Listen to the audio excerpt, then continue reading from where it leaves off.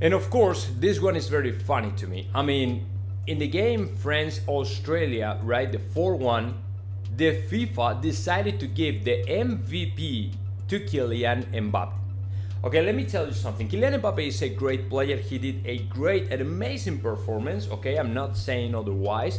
But, man, we had to Giroud, who scored twice, scored 2 goals. He made history because he reached the record from Henry with 51 goals in all throughout the history of the national team of France, right? So now he's the second top scorer of France, right? He helped his team out with the victory with 2 goals.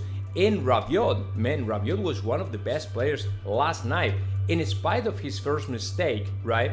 He was able to push through and say, okay, I'm gonna become the best player. I mean, in spite of the mistake that I made, and he stole the ball, right? He assisted in the first. I mean, he scored the first goal, and then he assisted in the second one, in the first goal of Giroud. So he was one of the most outstanding players. So there was no reason for not handing the trophy to one of these guys, Giroud or Rabiot. But as you know, Mbappe, Qatar, yeah, you know what I'm saying, right? I mean, these kind of things will happen and have been happening all throughout the history of soccer, right? And Mbappe will not be an exception.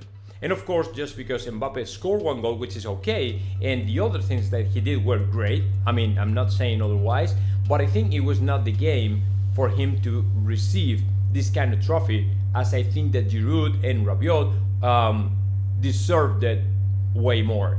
But it's just my opinion. I mean, if they can, they will give everything they got to Kylian Mbappe, because Mbappe, PSG, Qatar is pretty much the same thing.